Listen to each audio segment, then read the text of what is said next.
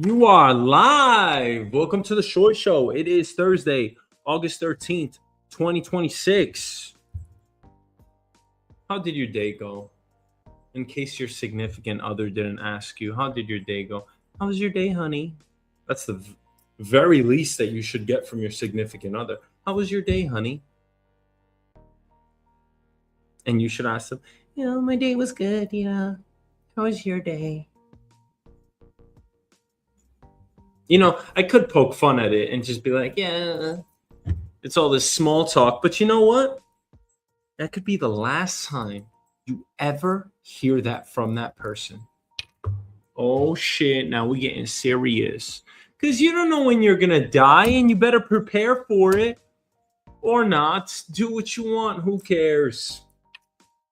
But you better be doing what you want. Because if you don't do what you want, this life, man, this life is just going to go like this. Don't be scared of shit. Do what you want. Don't put off your travel. Don't put off your dreams. Don't put off your plans. Do what you want. Right, let's get into it. Are schools passing kids who can't read or write? Now, the man that you're about to watch, he's a teacher. His name is Darius Williams. He's a career and technical education teacher at Wheatley High School in Houston. And he said that he gave seniors, 17 and 18-year-olds, 2 short paragraphs and a nearly completed sentence. Even after walking them through it, several students could not supply the final 4 words. He broke down crying afterward. Now listen, that's kind of hard, last 4 words of something. And I love reading and writing. Sometimes you get stuck on it. But if they were really stuck, like you could have a brain freeze, but if they were really stuck, then we have a problem. Now, of course, a lot of people are going to call these students stupid. But let's watch the video and then give the critique. I'm teaching seniors. These kids are leaving high school and going to college, hopefully, after they finish. We had 2 paragraphs to read, 1 sentence complete to write. I gave them the sentence stems. I basically completed the sentence for them in the model. These are 17 and 18-year-old kids, and they couldn't fill in 4 words. 4 words. I gave them the scenario. We annotated together. I gave them the answers before we even had the problem. And they couldn't do it. I don't know. I simply don't know where the problem is. This is only day 2. And I have seniors who simply cannot read and seniors who cannot write. They cannot write. They can reason. They have the ability to defend their reasoning if it's talking to their homeboy, but applying that to a written text, 2 paragraphs, and they couldn't do it. Our young black men, our young brown men, our young black girls, and our young brown girls. Oh, God. All right, well, clearly he's emotional. I don't have to state the obvious. I don't know if I'd cry about something like this, but clearly he's concerned about the future. Now it's time to pass some blame. You know why? Because that's what we do over here. You know what I'm saying? We gotta talk a little shit. Who am I blaming? Everybody. Everybody's gonna get it. You know why? Because I look around this fucking earth, I look at everyone around me, and not enough people fucking read. And I'm not saying because I don't see them read. First of all, we should see physical books everywhere. Hold on. First, let me lay out the foundation. And for everyone that really knows me, hangs out with me, the people that know me in real life, they know I live by this. I don't just talk the talk over here. Everyone should be reading a physical book every single day, 10 pages minimum. Do I need to repeat that? Everyone should be reading a physical book every day for the rest of their lives, minimum. I don't care if it's a newspaper, it just has to be physical text. And I have a rationale behind this. We don't want to lose that dynamic where everything's already slipping out of our fingers. Everything's already digital. Everything's already on screens. You got to live in the physical world because you do live in the physical world. We're constantly in the virtual, but you cannot get rid of that feeling, that sensation, because you'll lose it. And you'll get so far from it that it's going to be hard to adapt or pick up the habit again. And you may think, I could just pick up a book. Not enough people read. And guess what? If you don't read, you're a fool. You either forgot or you're a fool. You're a fool. You know why? This is objective. This is black and white, baby. See, this is when I can really stomp. You know Seth Rollins, when he gives the stomp? This is when I can stomp on people. Because this is black and white. How are you going to defend your position that you don't read every day? Anybody that you've ever admired in your life, including anyone you can think of today that you think of some intellect, when's the last time you heard that person doesn't read? Was there ever an intelligent man or woman that didn't read? That's number one. Number two, do you tell your kids? What would you tell the youth? What do you tell them? Do you tell them to read? Or do you tell them not to read? It's binary. Of course you tell them to read. Therefore, strike two. You're wrong again. Above all else, you know that it's your responsibility to read. Why? Because you have to work your mind through different dimensions. You have to read a little. You got to write a little. You have to speak. You have to watch videos. You have to draw pictures. You need all of those aspects to be a well-rounded person. You should also try to meet with people from different ethnic groups, right? That's why people that are well-traveled usually are well-rounded. Not that you can't be if you're not fortunate enough to travel, but you should hear other opinions. You shouldn't just live in a silo. That's not healthy. And you'll probably turn into a cynic and you'll probably become depressed. Now, all things considered, you should be reading. So if you don't promote that in your own life, if you don't actively do it and you don't promote it to people around you, you are a fool because you know that not reading is stupid. See, I don't like insulting people. I don't. What am I going to get out of that? I'm going to die. And if I die tomorrow, I would rather know that I spread as much love as I possibly could on this earth in this short life. However,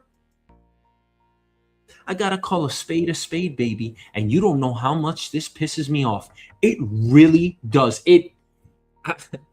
I can't even tell you how upset I get when I tell people to read and they say, yeah, I know, and then they don't do it. It's just like fucking exercising. You know exercise is good for you. You know that you have to educate yourself for the rest of your life, but you don't do it. So are you a fool? I don't care what excuse you have. I don't care if you're married. I don't care if you got 10 kids.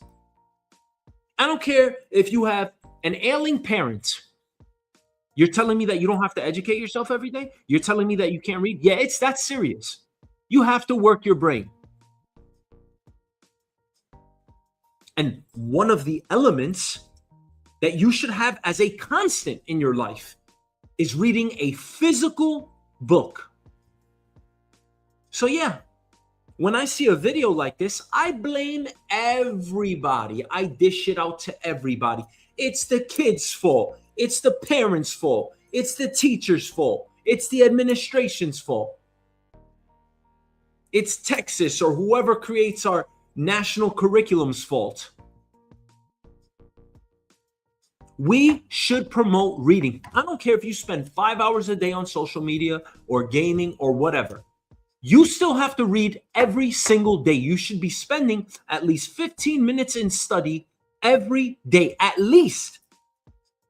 If you're in school, you got to take care of your work. But if you're not, you still have to read every day. I don't give a shit what your situation is. It is inexcusable for you not to read every day, at least 10 pages or 15 minutes, a physical book. It is inexcusable for you not to work out. Do you tell your kids not to work out? Well, it's the same thing here. You got to exercise your brain. You got to exercise your body. So I blame everybody. Do I believe that this teacher is sincere? I don't even know why that's up for debate. Yeah, the guy cares. The guy's upset. Because he sees people, especially people that look like him, in his classroom that can't fend for themselves. You can't. You can't fend for yourself. What are you going to believe? Oh, Bill Gates dropped out. Kanye West dropped out. Mark Zuckerberg dropped out. I don't need to go to college. You have to educate yourself.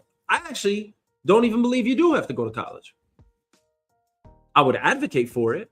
I want everyone to go to college. I hate that it's expensive, but more education is better than less education. So I don't give a shit how you get it. If you're going to sit there and study and read, I read fucking textbook. I'm 36 years old. I am out of college. I was about to get a second master's, and I fucking read a physical book every day.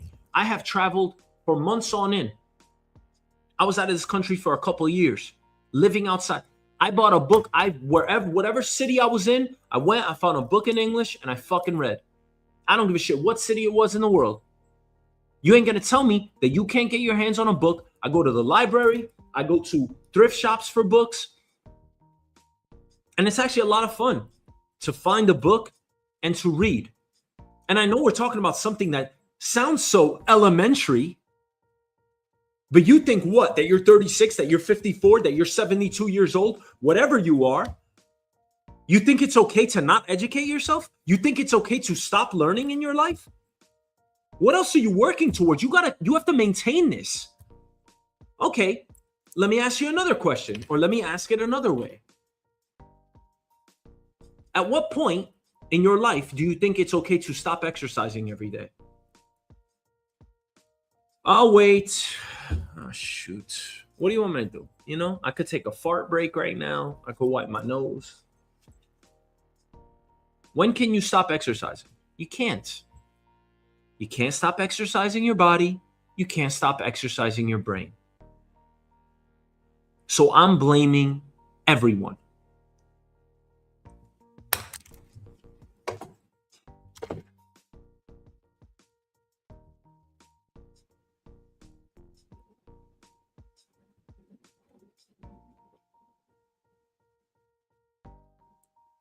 All right. Next topic. This one's one of my favorites. Oh, shit.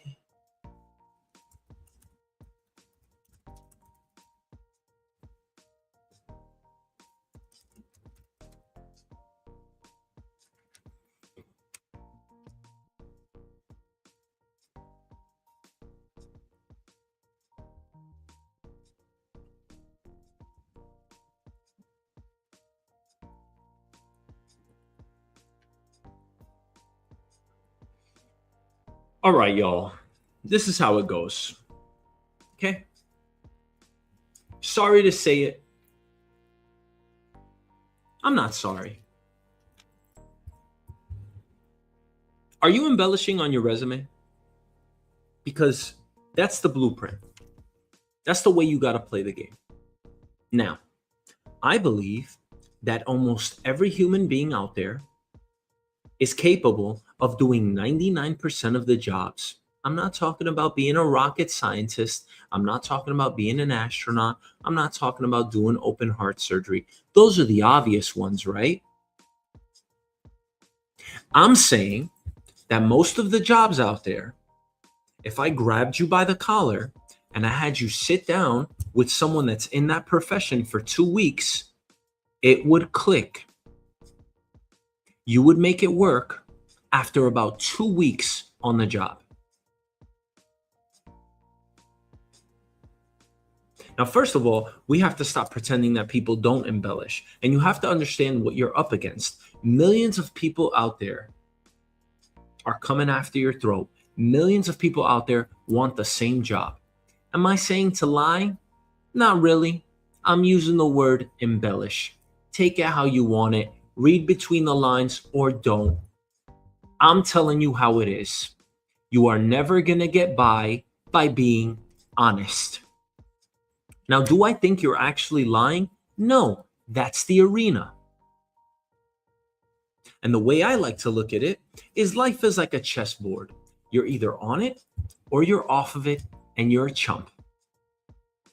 Now, I don't really mean to be harsh. I actually want to help people out with this because when I wanted to make the jump from being a business analyst at one bank to being an IT project manager at another, guess what I had to tell them?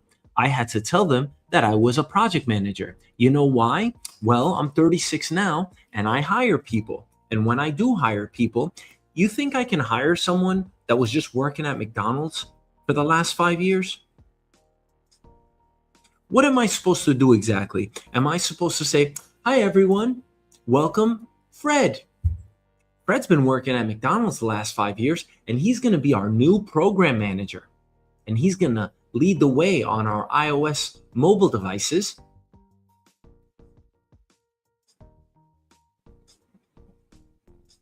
He's experienced with product innovation, requirements writing, road mapping. Yeah, what I'm saying is he's extremely experienced in IT. Wait a second. I thought you just said he worked at McDonald's. Oh, yeah. How foolish would I look if I just hired someone that was working at McDonald's? Now, does that mean that that person is not capable? Absolutely not. That person is completely capable. So how do you get the job? You gotta take the leap. And if you don't embellish, you will never get there. It is virtually an impossibility. The odds are stacked against you. You have to present the strongest possible version of what you have done on the job. Everyone stretches their responsibilities in their resume. They make contributions sound like ownership. They translate basic tasks into corporate language because that is how this stupid game is played. I'm talking to the people that are 20, 25, or trying to break into a new field. You could be any age. You have to apply as the person capable of doing the job, not merely as the person you were in your last job. You might have been given a shitty deck of cards. You might have been given a shitty hand at the table. It's time to bluff.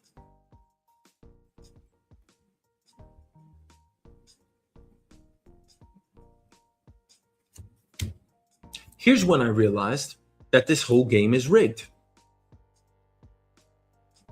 I was once a waiter. And once upon a time, when I wanted to get a waiting job in New York City, all of the job descriptions that I was reading said that you needed wine experience.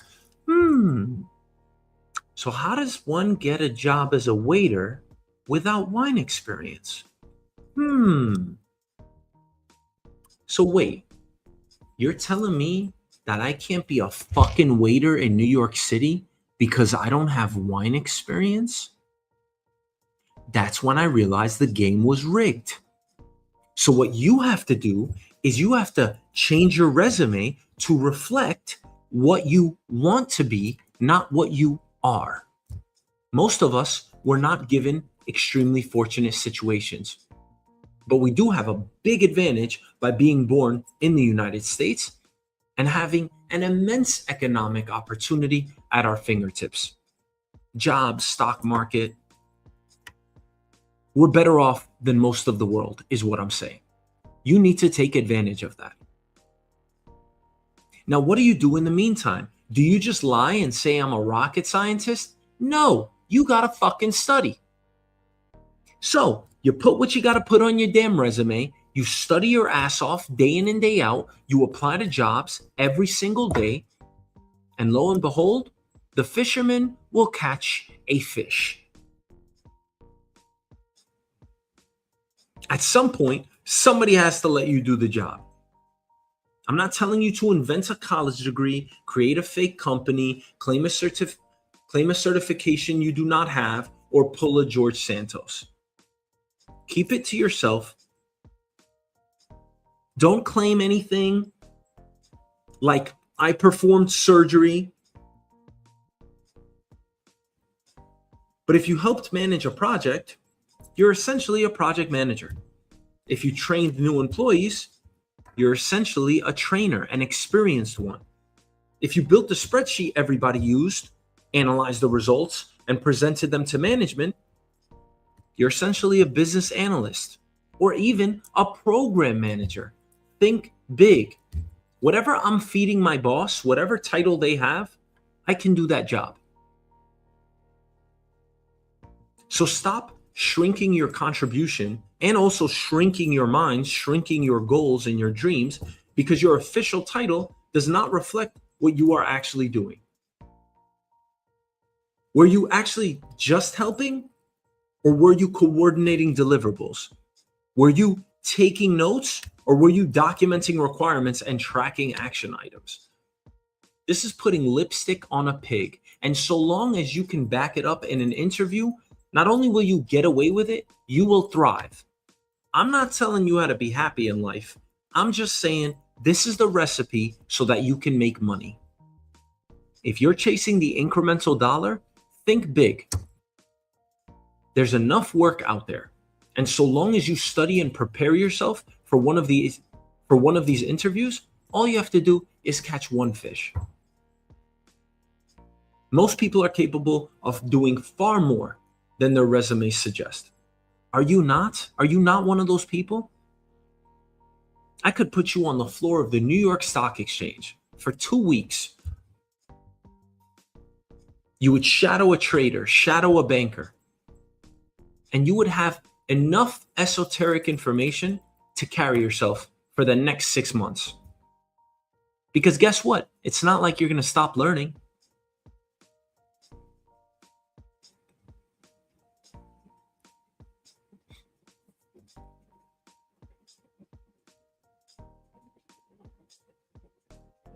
I'm not defending lying. I'm not defending being deceptive. And I know I might sound contradictory, but what I am saying is this is how the game is played.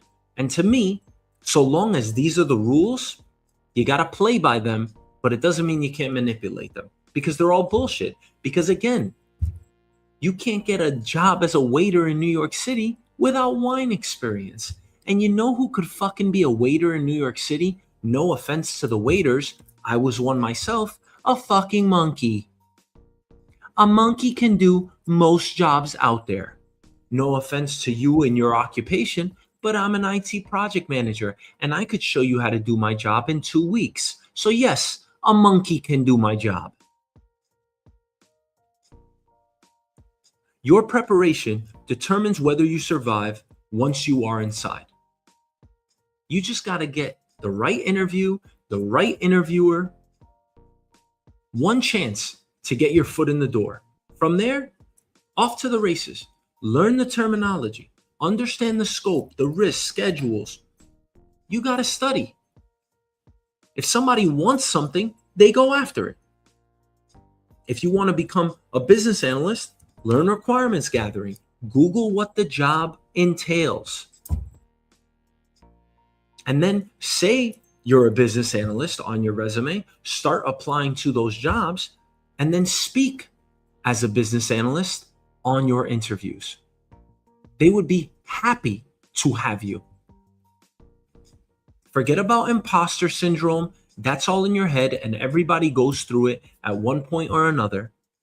You need to be fearless because you are up against the wall here. There are millions of people around the world that want your job.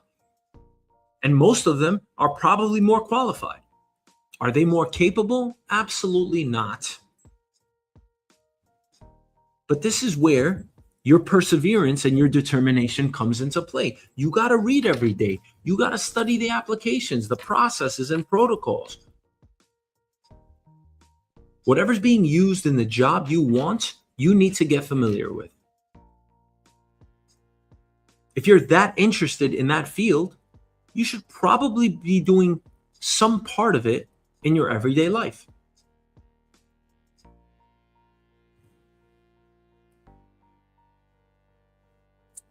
You can practice interview questions until your answers are real, specific, and defensible. You can practice with friends.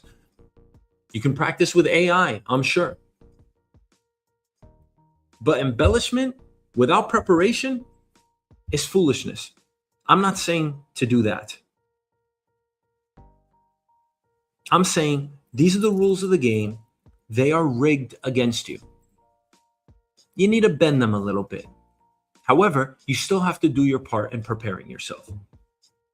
Enlarge the frame, not the facts. Own the work you genuinely contributed to. Describe it in the language of the job you want.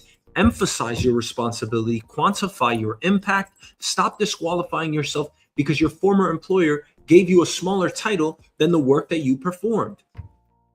Am I not as good as my boss if my boss is using my work to present on behalf of himself or the team?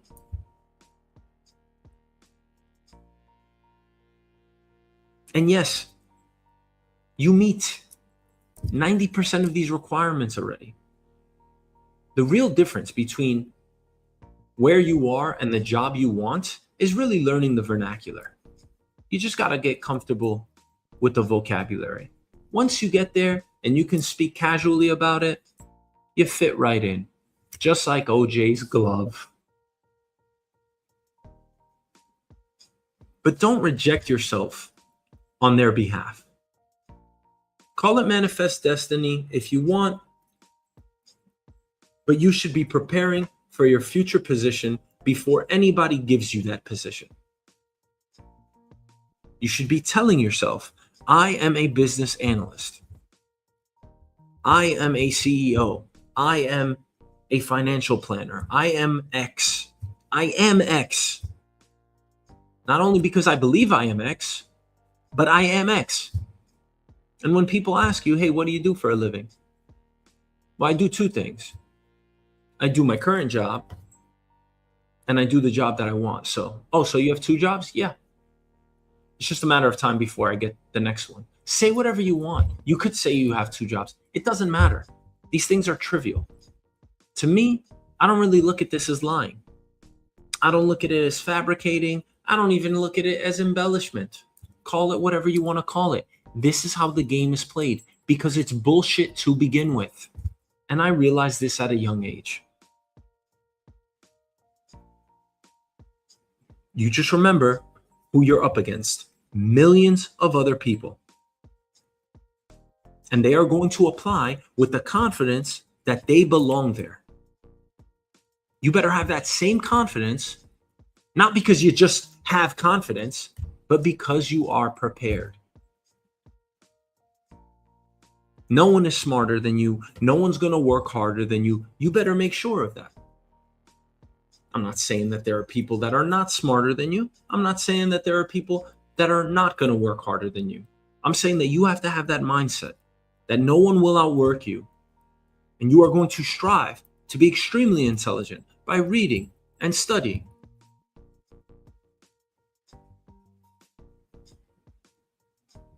So yes, embellish a little, translate your experience, sell yourself, and bridge the gap. You are here. You want to be here. There's something that you got to do, right? You got to take a leap, right? That's effort. If I want to get over a gap, I have to probably get a running start, jump, and land. I got to prepare for that. You don't just fucking jump. If you embellish without preparation, you're probably going to fall and lose. You have to study, you have to prepare, and you have to apply with zeal. Above all else, believe in yourself. You've got one fucking life, man. It was a miracle that you were born. And we're over here challenging our own motivations, undermining our own abilities, we're the ones killing ourselves, killing our potential. It's no one else. No one else controls it except for you. So you need to be fearless. Make sure when somebody finally gives you the opportunity, when you finally get that good golden interview, that you can actually back it up because you were prepared all along. Wah! All right, next topic. Sometimes I get a little emotional. Sometimes I get a little emotional. Sometimes I get a little emotional. Sometimes I get a little emotional. I get emotional. I wish I could have been a singer. I used to sing. Some people believe me. The people that know, they know. I mean, I guess everybody sings, right? But I used to sing. Used to sing like a bird. Like a good bird. But then you know what happens? Sometimes you got to grow up and your Adam's apple starts developing, and then you start getting a deep, raspy voice, and then you can't sing anymore. But I used to have a nice voice. All right, let's get into it. Did you know that Tesla has its own car insurance company? Bravo, very smart. I did not know that. Tesla actually got into the insurance business all the way back in 2019, and part of the reason was pretty simple. Teslas could be expensive to insure. They're electric vehicles. Remember, they were the first. They're packed with cameras, sensors, and expensive technology. Repairs can be expensive. And Tesla basically said, we know these cars better than anybody. Why are we letting anybody else determine how risky they are? But then you enter the world of insurance underwriting. And it's a technique. It's definitely an art, not a science. Because if you mess up there, you're probably going to lose your shirt. That's why Berkshire Hathaway did so well. That's why Geico's doing well. State Farm, Allstate. But you got to be good at assessing risk. So Tesla started selling insurance itself. And since then, they have had years to learn how to price insurance, years of claims, accidents, repair data, and most importantly, an unbelievable amount of actual driving data coming directly from its vehicles. Tesla's newest safety score model is based on more than 26 billion miles of driving data. Which is interesting because nobody else had that data before Tesla. Nobody else had that data before these electric vehicles were introduced that had tracking technology built into them. And oh, by the way, Tesla was actually losing a ton of money on their insurance. Why? Because the cars weren't safe and they just didn't know how to underwrite insurance. But this is where it gets really interesting because now Tesla isn't just getting better at insuring the car. Full self-driving is potentially changing the risk of the car itself. Tesla Insurance can see how much you're driving manually and how much you're using full self-driving. And under Tesla's newest safety score system, miles driven using full self-driving are essentially treated as a 100 safety score. So the more you use FSD, the better your insurance calculation can become. And therefore, the less you pay for insurance, at least potentially. Now, if you look at the economics, FSD is $99 per month. That's roughly $1,200 per year. And a lot of people are probably looking at that and saying, I'm not paying $1,200 a year for my car to drive me around. I mean, you do get the convenience, right? You could sit there and watch Netflix all day. That's number one. But number two, because Tesla's actually learning about insurance underwriting, now they're actually lowering your insurance bill. So maybe you save a few $100s per year. Maybe the savings become even longer. Maybe the savings become even larger. Maybe it actually usurps the $1,200 that you spend on full self-driving every year. And it got me thinking, is this the future?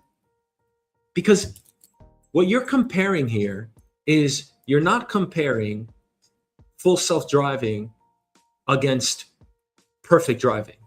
You're comparing full self-driving against humans. because that's the only alternative. Ultimately, we don't want any accidents. But what's safer? Full self-driving or humans? The numbers aren't even close. Autonomous driving is exponentially safer than humans. It's one of the top reasons Americans die every year. I think car fatalities.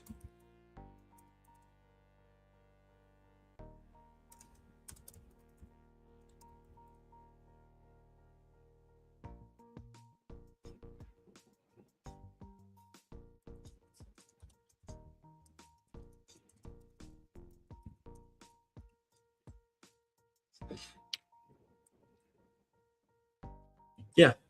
Top three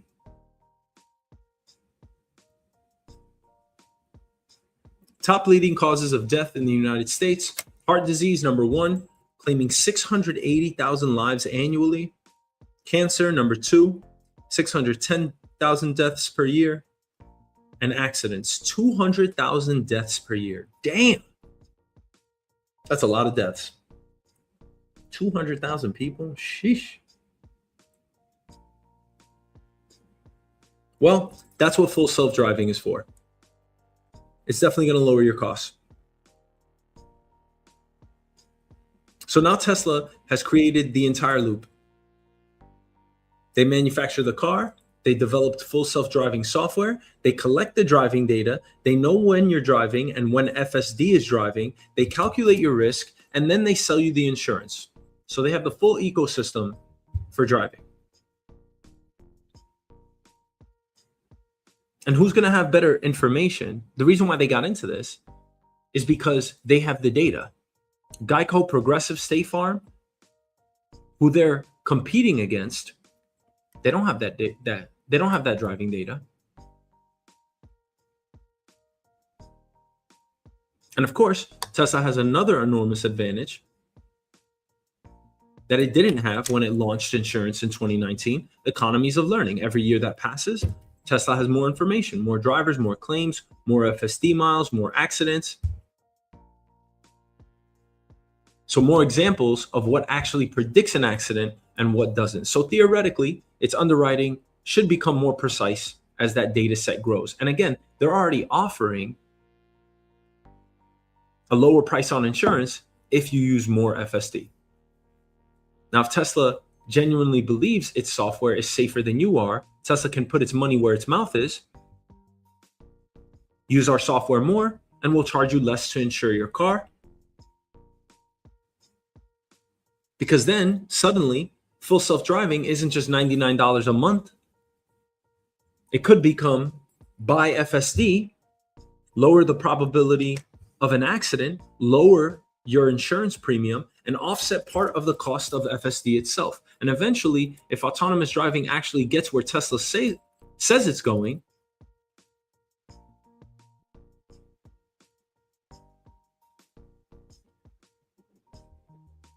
then it raises a pretty interesting question, which is, if I'm sitting in a Tesla and the Tesla is doing 100% of the driving, why am I the one being insured? At some point, Tesla should be insuring the performance of its own software, because you're not the one driving. Interesting concept. But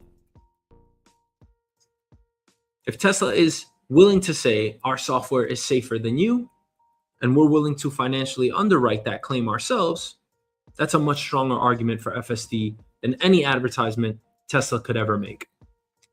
But again, you get a million things with full self-driving. Not only the convenience, but if it can lower your insurance premiums, I mean, this is just a great idea. And I'm shocked I didn't even know that they offered insurance. But then again, why am I ever surprised with anything that Elon does? All right, next topic.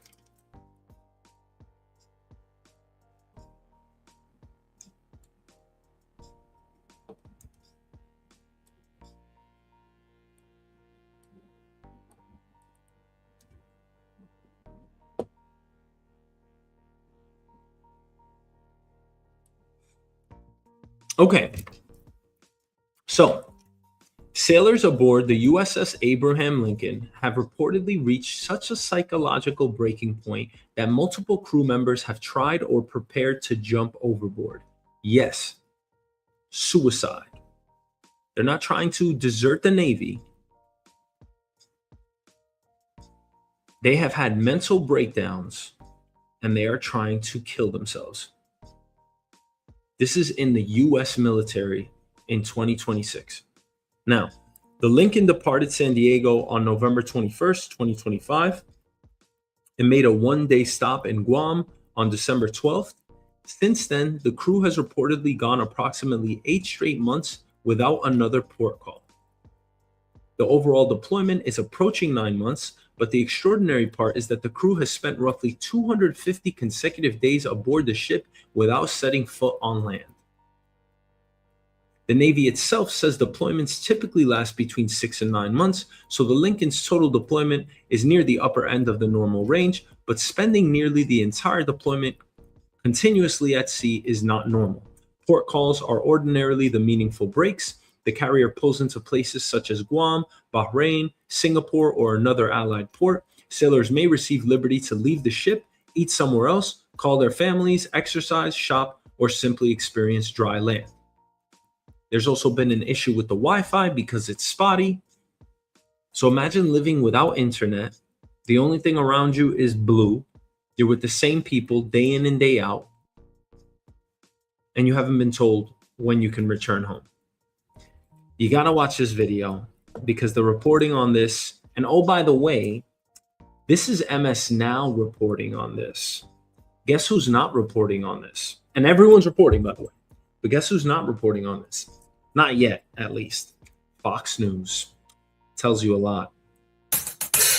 It has been more than 260 days since the USS Lincoln deployed to sea. What started as a routine mission in November was redirected to the Middle East over the war with Iran earlier this year. Now, families of those on board are confronting Navy leaders about food shortages, water contamination, and declining mental health. Declining health, by the way, that has gotten so bad that there are multiple reports of sailors trying to jump overboard. In an exclusive interview with MS Now, the wife of a sailor who did jump off the ship earlier this month says her husband told leadership that he was struggling, but that was brushed off. She also says the Navy did not tell her until 4 days after the incident. A Navy spokesperson told MS Now in part, quote, "We have not observed an increase in suicidal ideations aboard the ship." Joining us, MS Now Pentagon reporter Priya Sridhar, former Naval Lieutenant Commander Julie Rowland, who has served aboard the Lincoln, and Max Rose, who is back with us as well. Priya, explain what this wife told you. Yeah, Katie, it's just really heartbreaking. And I think it highlights the extreme stress that these sailors are under on the USS Lincoln. Their deployment has been extended for a second time and they feel like there's no end in sight. This young woman who I spoke to said that her husband has been expressing to her that he's been struggling with this deployment for several months, basically since the middle of the deployment. He works as an aircraft mechanic on the flight deck, really long hours. And she said that he notified his chain of command multiple times and went to the medical team saying that he was having suicidal ideations, but they were basically dismissed. Now, she learned from a member of her husband's squadron that someone had gone overboard last Monday, but she didn't actually get any confirmation from the Navy that it was in fact her husband until Friday, despite her attempts to reach out to him repeatedly. She also shared with me the last text message that he sent to her prior to him jumping off the ship. And I want to read part of it to you. He basically said, "I think the boat is finally getting to me, and I really don't think I can keep up my peace act anymore. You are right about it all not being okay. We were supposed to leave Fifth Fleet on July 15th, but then something had to come up, and my last hope of being home soon was gone. I'm really trying not to feel negative or hopeless, but between the Wi-Fi and not knowing when I will come home and not knowing what is happening back at home, it's really getting me. I don't think I can do another deployment after this, and I don't even know if I can finish this deployment." So just really heartbreaking details, Katie. And I think now there's a lot of questions to the Navy about how they handled the situation. I did reach out to them for comment, and they basically said that they can't comment on individual service members' medical records for privacy reasons, but they are disputing the fact that there's any sort of uptick in suicidal ideations on this specific ship, Katie. The Journal is reporting, the Wall Street Journal. Blah, blah, blah, blah, blah. Suicidal ideations. Of course, you don't want to say that your military is suicidal.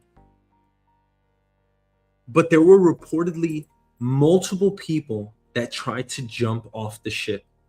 And one actually did, at least one that they're telling us about. Because this leaked, right? I mean, I can't even... If you told me I had to sit in my house for 250 straight days, I don't know, I'd go crazy. That's like solitary confinement.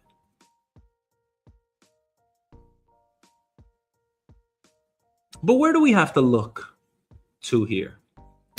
You got to look at one guy, right? One guy and one guy only. And we got two stories about this guy today. Mr. Pete Hegseth, right? The bull, the pit bull, strong man, right? We got to look at this guy, right? Mr. America over here, Captain America. Mr. Pete. Mr. Pete. That's what we got to look at, right? You're the guy. You're the guy that's driving our military to the brink. And I spent about 30 minutes reading comments today just on this. People are pissed, man.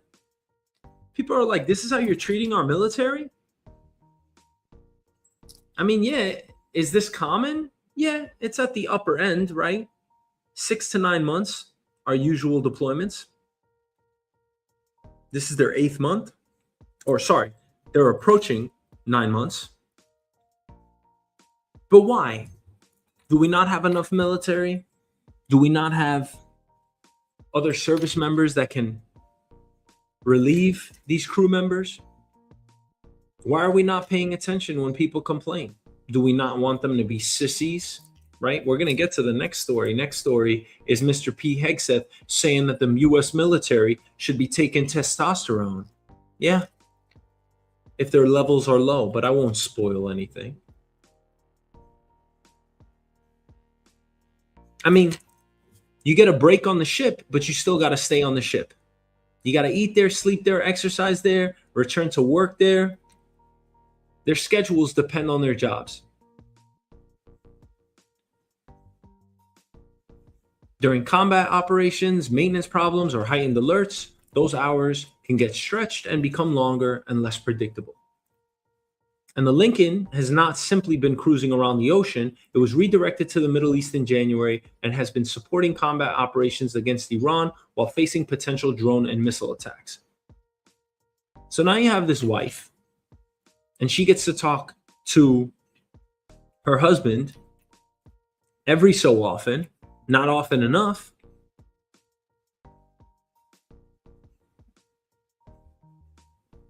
And he jumps off the carrier. He gets rescued, thank God. He was complaining to his sergeant the entire time, saying, I can't take this anymore. They don't heed to his concerns. He attempts suicide. They tell his wife 4 days later, and guess what? He's still on the ship. In another reported incident, a sailor on watch noticed a shipmate preparing to go overboard. The sailor ran toward the person, grabbed their arms, and pulled them away from the edge. 3 additional sailors reportedly arrived to help.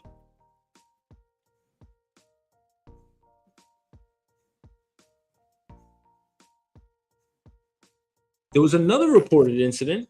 This is the third now.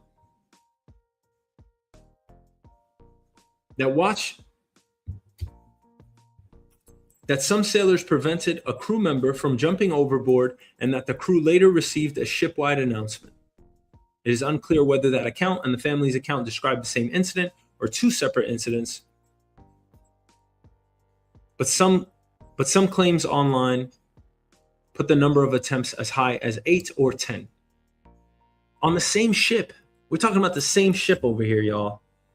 I mean, why can't the Pentagon confirm something like this? Aren't there people's lives at risk here? And don't the families deserve to know?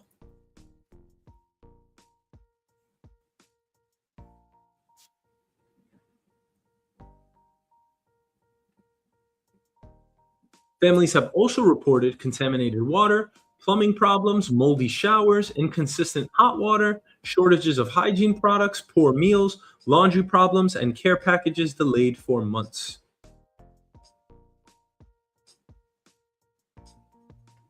More than 200 relatives recently attended a meeting in San Diego with senior Navy officials, and now you have all of these families, parents, husbands, wives, contacting the Pentagon, as they should. Something's fishy over here. Now, of course, what did Pete Hegseth say? He said reports about conditions aboard the Lincoln have been completely misrepresented. He says the military provides deployed crews with everything it can and praised the sailors for operating under austere conditions with fewer port calls. The Navy says the carrier has counselors, chaplains, and medical professionals aboard, and that commanders continuously evaluate the crew's psychological readiness. But something's got to be misrepresented, right?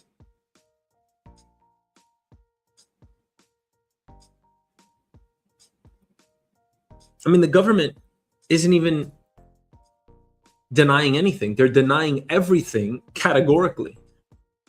There are people that are complaining about plumbing and water problems and Wi-Fi. There are people that have tried to commit suicide. I mean, at least one person jumped off the ship. Like, let's not act like this wasn't a big deal.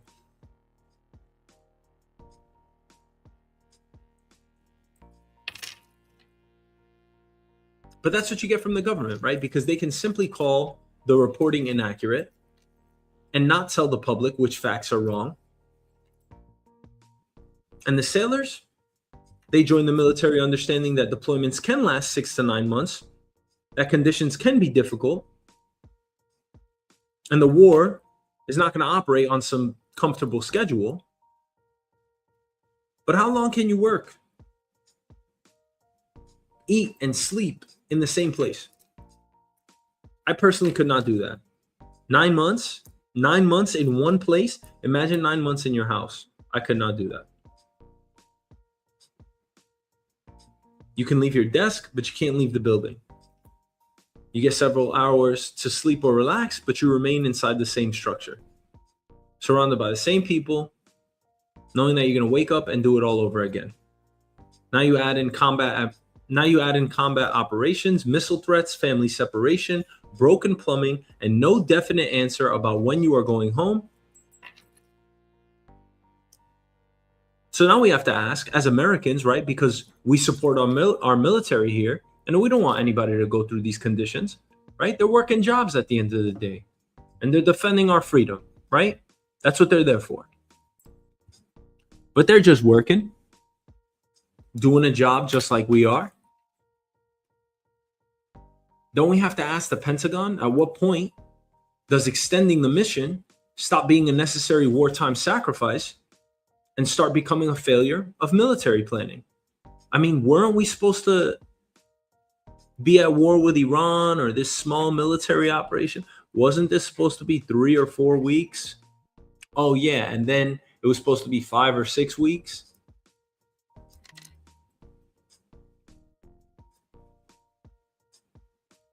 And this sailor in particular, he's been a veteran for 13 years. He suffers a mental health crisis. He says that he's feeling suicidal. He gets ignored and then tries to kill himself. Nobody sees a problem with that. Now, if he died, we would just say it was a travesty and we would still go on with our lives. But that's why we really got to pay attention to something like this, right? Who gets held accountable for this? It's certainly not the soldier. It's the Pentagon.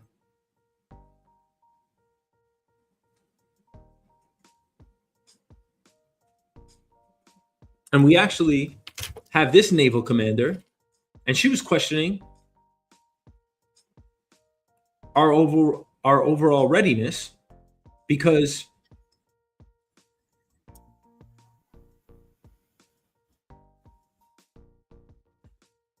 at some point the fatigue is going to settle in. So if you've already stretched our military for 9 months, and then let's say something catastrophic happens with Iran or in that region, right? With anyone, with the Houthis, anyone in that region, are they going to be prepared? I mean, aren't they arguably, they're already deflated, right? They've become shells of themselves. You have people trying to commit suicide. I don't think the morale could possibly be good on that ship. on a helicopter squadron that's currently on board it.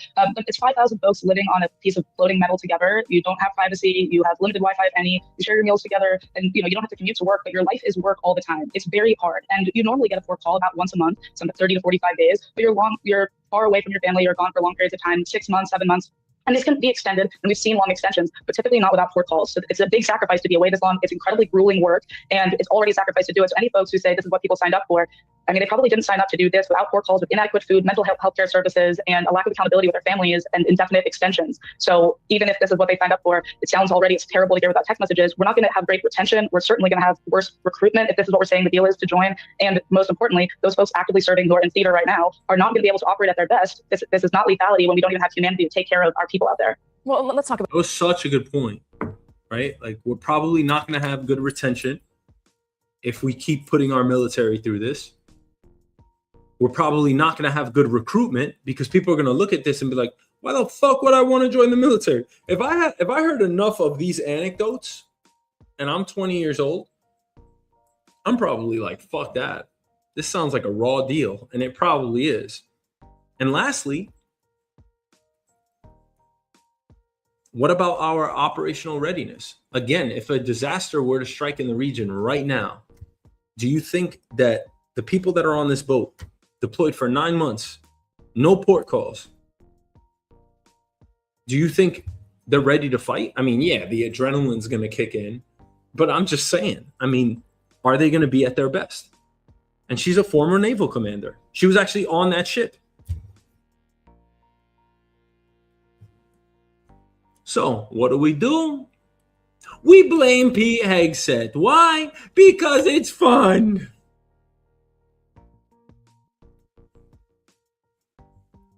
All right, next topic. Now we're gonna go back to Pete Hegseth again. Cause Mr. Pete Hegseth, when you go do. Oh shit, Pete Hegseth, look at you. You Fox News anchor, you. Look at you. Mr. Pete, tell us about testosterone. At the Department of War, we have the most elite warriors on the face of the earth. Every single day, you are pushed to your absolute physical and mental limits to master the profession of arms. We demand your all, and you give it. But while we invest heavily in our weapon systems, platforms, and gear, our most decisive tactical advantage will always be the individual warfighter. We have a sacred duty to maintain that advantage, which is why we must constantly look for new ways to optimize your performance, your resilience, and your long-term health. And to meet that commitment today, I'm authorizing a new screening program for testosterone deficiency for our service members, ensuring you have the right testosterone levels to operate at your absolute best. Because it's well-established science that as we age, testosterone levels often naturally drop. Under the supervision of our world-class medical professionals, warfighters age 30 and older are going to be tested annually as part of their periodic health assessment. It's a health assessment that happens every year. We're just adding this test. Those under 30 can voluntarily choose to get the test as well. If treatment is recommended, it's entirely your choice to receive testosterone replacement therapy. This initiative, it's not about artificial enhancement. It's about restoring and optimizing your natural capabilities, protecting your longevity, and ensuring you have the biological foundation required to sustain the fight. We owe our warriors the absolute best medical care in the world, and this program delivers on that obligation. Taking care of your long-term health means ensuring you remain strong, resilient, and capable, not just for your next deployment, but for the rest of your life, so you can thrive long after you take off the uniform. As we know, the modern battlefield is brutal and unrelenting. It requires and demands maximum psychological and mental readiness. And by addressing these health markers early, we're keeping you on the leading edge of lethality and giving you the same level of support that you give this nation the absolute best. Godspeed, keep going, and God bless. Yeah, Pete Hegseth. All right. So we are going to test our military for testosterone. Service members above the age of 30 will be screened annually. And if they have a testosterone deficiency, they will be offered a testosterone shot. Service members under 30 will not be required to take it, but they can request it. Now, the testing is mandatory, but the treatment is supposed to remain voluntary. We'll see about that with this government. Because what he wants, Mr. Pete Hegseth, is a high T military. Do I disagree with it? I don't know. Listen, if somebody wants to take testosterone right now, out in the open, right over here, I've seen plenty of people in my life take testosterone, steroids, whatever you want. I ain't got a problem with it. But this is our employment. I mean, they're working a job. So I don't know that I necessarily agree with this. Of course, Hegseth also joked and said, hey, women, watch out, because our men are going to be prepared, because they're going to be high on testosterone. Like, this guy just can't. He just can't, right? He can't help himself. I mean, I don't know what else to say. But Hegseth says troops who are found to have a legitimate deficiency should receive medical guidance and potentially be offered testosterone replacement therapy. His argument is that testosterone affects muscle mass, bone strength, energy, recovery, blah, blah, blah. That's what all the medical professionals are going to say.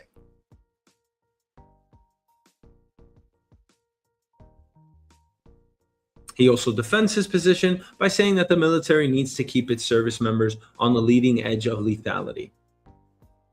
The Pentagon also connected this policy to something called operator syndrome. Operator syndrome describes a collection of health problems identified primarily among special operations troops, people such as Navy SEALs and the Delta Force operators who may experience repeated blast exposure, traumatic brain injuries, extreme stress, and severe sleep disruption. Those conditions can contribute to hormonal problems, including low testosterone. But this policy does not only apply to special operations personnel, it applies to the entire active duty and reserve force once a service member turns 30. And that is where doctors actually have questions. Testosterone levels naturally vary throughout the day. They can also fall temporarily because of poor sleep, obesity, stress, illness, overtraining. So a low result on a single blood test does not necessarily mean someone has a medical disorder requiring treatment. Medical guidelines generally recommend testosterone therapy when a person has consistently low morning testosterone levels and symptoms such as severe fatigue, reduced muscle mass, low bone density, or sexual dysfunction. Five of the six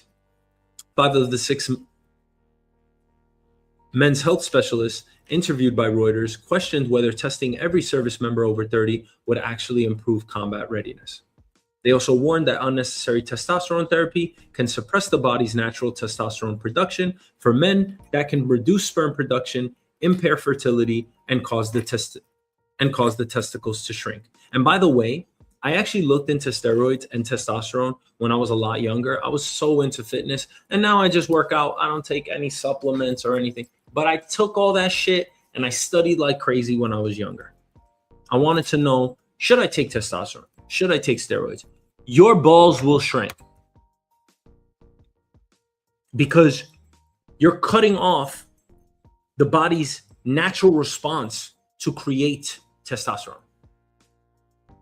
And you're creating it artificially in its place. So once you stop using something, right? You don't use it, you lose it. Your balls will shrink and your whole body will change because now you don't have natural testosterone. There is nothing that is going to replicate that. It either comes from your body through your own biology, or you create it and reproduce it artificially. And that is foreign to your body, no matter what. A drug is foreign. So it will never be the same. I'm not saying that it would be better or worse, but that's why you see people breaking out with pimples. That's why you see roid rage. It's just never the healthy route, right? That's why I criticize Ozempic so much, because for the people that don't absolutely need it, you should be doing it the right way. Not that I'm jealous. I don't give a shit. But why introduce something foreign into your body without trying it the right way? Diet, exercise, fasting.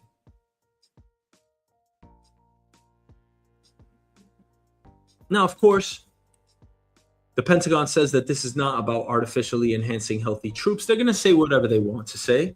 The stated goal is to identify legitimate deficiencies and restore normal function. I'd like to hear what the soldiers have to say about this. Do they want testosterone? I'm sure many of them do. I'm sure many of them are going to say, hell no. This is essentially a vaccine, right? It's just another shot. It's just another drug. The department has not explained what it considers the right testosterone level, how many tests would be required before diagnosing someone, or whether the same screening rules would be applied to male and female personnel.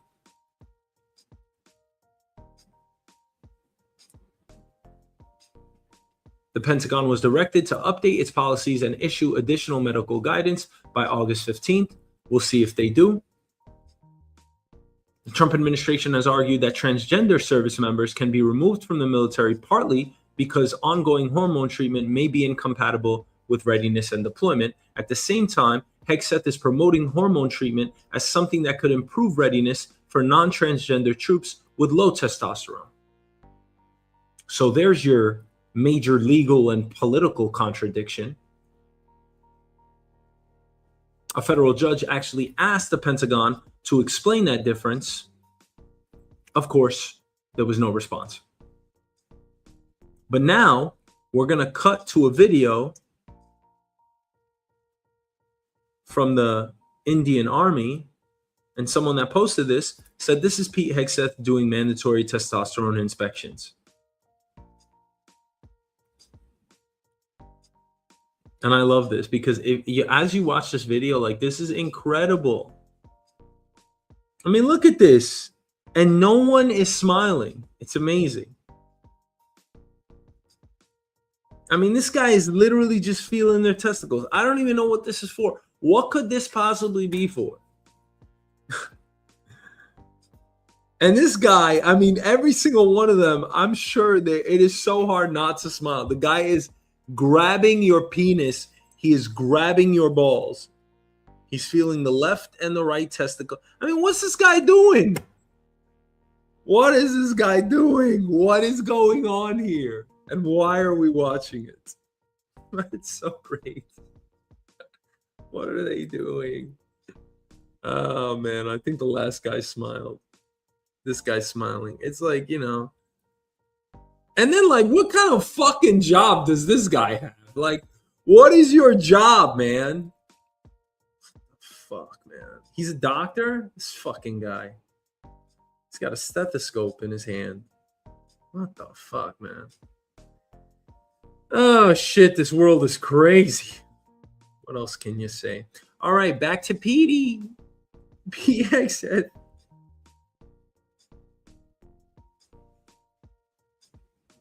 So we're saying that a hormone treatment that makes one service member medically unfit could similarly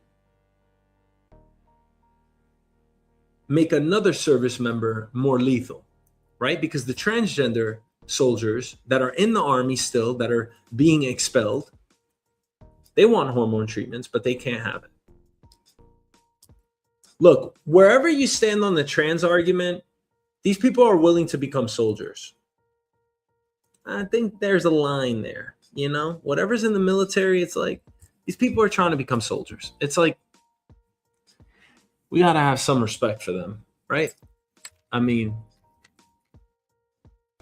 but it certainly is a contradiction, right? For them to just come right out and say, hey, we're going to start giving testosterone to everybody.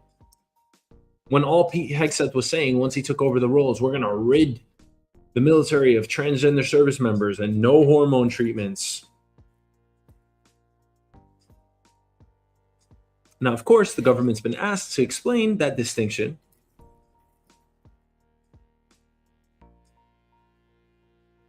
But they haven't, right? They're using one medical treatment as a reason to remove one group while offering hormone therapy to another. And beyond the legal question, what problem is Hegseth actually trying to solve? If troops are exhausted because they are sleeping 4 or 5 hours a night, constantly deployed, under extreme stress, or eating poorly, is testosterone therapy the answer?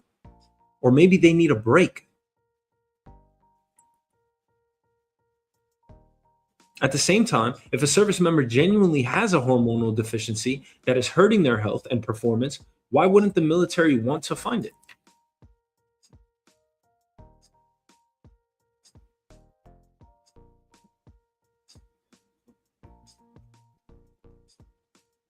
The concern is what happens after the test. Will military doctors use established medical standards and recommend treatment only when it is genuinely necessary? Or does Hegseth's public emphasis on building a high T military create pressure to treat testosterone like a performance score? What do you think is going to happen in the military? First, you're going to have the pressure from your superiors. Second, you're going to have the pressure from your peers. Third, it may just be forced upon you. I have friends that are in the military, and I've heard some crazy ass stories. Fights, rape, some crazy ass shit. I'm talking like, I had one friend that was discharged. I had a couple friends that were discharged. Crazy stories. What do you think's going to happen if you're told that you have a hormone deficiency, that you have low T? Personally, if I was told that I have low testosterone, I don't know that I would want to take it. I need to see how I'm operating. I need to see how I'm functioning in my life. If I decide to take it, then I will. What they're saying on the surface, what Pete Hegseth is, you can't trust anything Pete Hegseth is saying. What he's saying on the surface is what? It's optional. Optional, my ass. I'm almost positive. I'd be willing to bet, let this go through. I'd be willing to bet that there are going to be many people that come out, and we're going to have a ton of stories where people say, I was forced to take testosterone. I did not have a choice. And I'm just looking at his record here, right? Historically, the way Pete Hegseth and this government operates, this administration, I would expect nothing less.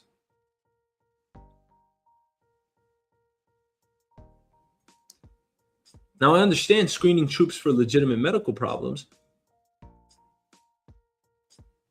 but it's pretty confusing, right? It's pretty perplexing that this particular hormone has become part of the Pentagon's public identity. I mean, what medical readiness, what is this based on? And where are the doctors? Because all I hear is opposition from the doctors. Or maybe this whole high testosterone political branding is designed to make the military appear more masculine. Pete Hegseth famously doesn't want women in the military. You know he doesn't. Doesn't want transgenders. He wants men. He wants mean, strong, aggressive, crazy men. That's what I think he wants in the U.S. military. And I think if we're going to have soldiers, I think we would want the most ruthless people that we could think of. I think, right? I mean, if we're at war, right? We're really at war with someone. Not like Iran is like, yeah, we're at war, but it's so one-sided, right? I'm talking about, let's say we were fighting a war on our soil and I just got enlisted, right? Let's say I'm part of a militia. I would hope that everyone around me is like the baddest motherfucker alive, right? I mean, we want to fight, we want to kill. So like, I'm not, I don't know that I necessarily agree with this, but I'm just saying, right? I guess I understand what he's trying to accomplish, I guess. But them saying that it's voluntary, the treatment being voluntary, it's bullshit. I don't believe that for 1 second.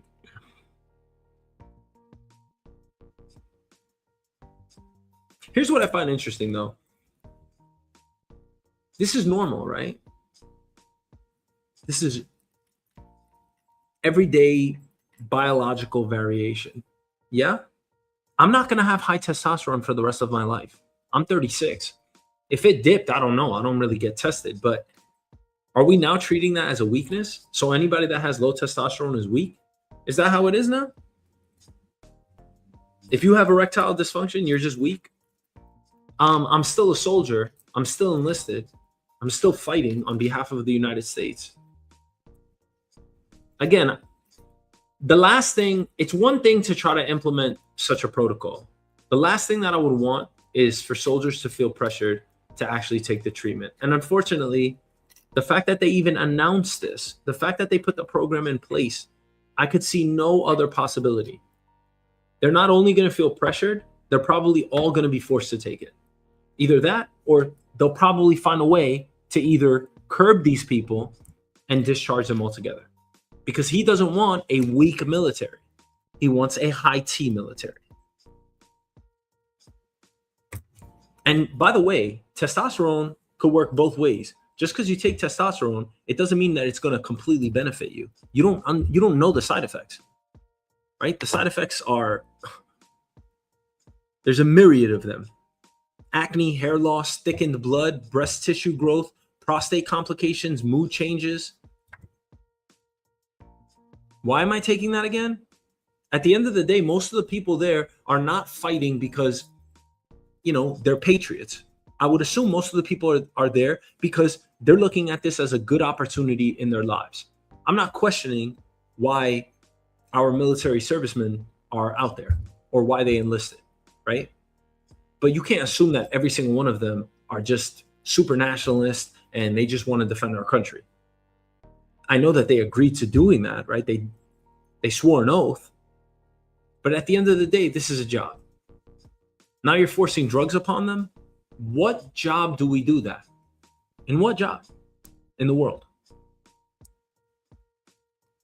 I mean, maybe athletes. Athletes do get force-fed a lot of drugs.